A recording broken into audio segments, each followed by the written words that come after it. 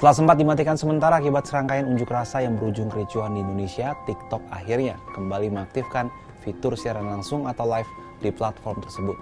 Keputusan ini disertai penerapan langkah-langkah keamanan tambahan bagi para pengguna. Seperti apa keterangan lengkap dari TikTok terkait hal ini dan apa dampaknya selama penangguhan fitur TikTok Live? TikTok, perusahaan media sosial milik ByteDance, mengumumkan telah mengaktifkan kembali layanan TikTok Live di Indonesia mulai Selasa 2 September 2025 pukul 16.00 waktu Indonesia Barat. Dalam pernyataan tersebut, TikTok menyebut akan terus menerapkan langkah-langkah pengamanan tambahan dalam beberapa waktu mendatang. Sejauh ini TikTok masih memantau perkembangan situasi unjuk rasa di sejumlah kota di Indonesia.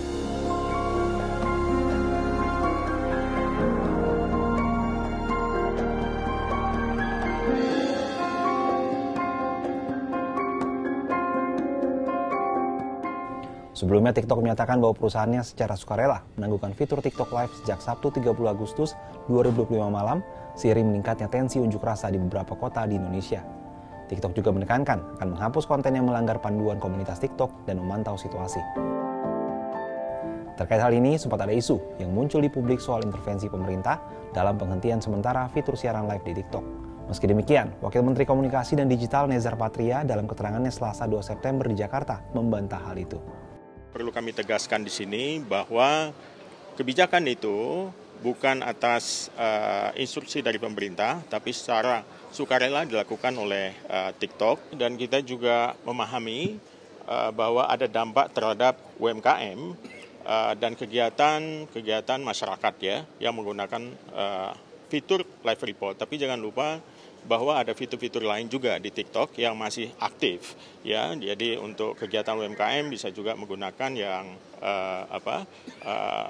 fitur-fitur yang selama ini juga dipakai untuk perjualan gitu. Penghentian fitur live di TikTok ini pun sempat menuai sorotan dari publik. Tak hanya dianggap sebagai upaya pembatasan informasi, ternyata penghentian sementara fitur live TikTok juga berdampak terhadap penjualan UMKM.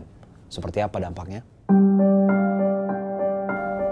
Di Boyolali, Jawa Tengah, sejumlah UMKM yang memanfaatkan platform TikTok untuk menjual dagangannya mengaku terdampak oleh penghentian sementara fitur live.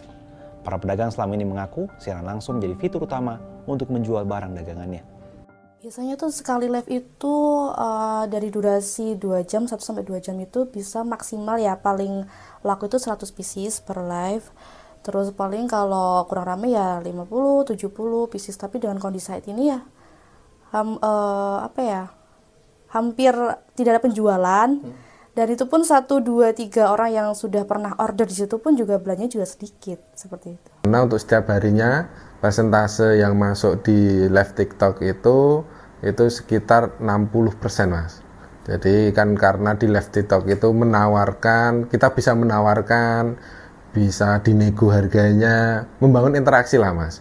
Berbeda dengan video yang sudah baku, isinya juga baku. Kalau di live itu kan ada hostnya, ada yang menjelaskan produk, ada yang ketika customer tanya itu bisa langsung kita jawab. Customer ada kesulitan tentang apapun itu, karena kita produk custom kan banyak yang mau dipilih dan lain sebagainya, kita bisa mengarahkan, mengedukasi customer, jadi customer semakin percaya Mas. Organisasi sipil yang bergerak dalam bidang demokrasi dan keamanan digital SafeNet dalam pernyataan resmi Minggu 31 September mengatakan fitur live milik TikTok telah menjadi saluran alternatif untuk mendokumentasikan jalannya demonstrasi di berbagai kota di Indonesia dan merekam tindakan brutal aparat penegak hukum atas alasan keamanan. Untuk itu, penangguhan fitur live membatasi akses informasi dan komunikasi. Penangguhan juga berimbas pada aspek ekonomi karena pengusaha UMKM yang mengandalkan fitur live ikut terdampak. SafeNet mendesak perusahaan-perusahaan media sosial seperti Meta, TikTok, dan YouTube milik Google untuk memastikan operasi bisnisnya menghormati hak asasi manusia sesuai panduan PBB untuk bisnis dan HAM dan panduan OECD untuk perusahaan multinasional mengenai perilaku bisnis yang bertanggung jawab. Mereka seharusnya tidak tunduk pada permintaan moderasi konten ataupun pembatasan fitur dari pemerintah Indonesia yang bertentangan dengan hak asasi manusia. Keputusan pengaktifan lagi fitur live TikTok ini di satu sisi memberi angin segar bagi para pelaku UMKM, tapi di sisi lain munculkan pertanyaan tentang bagaimana platform menyeimbangkan keamanan dan kebebasan berekspresi di tengah situasi sosial yang dinamis.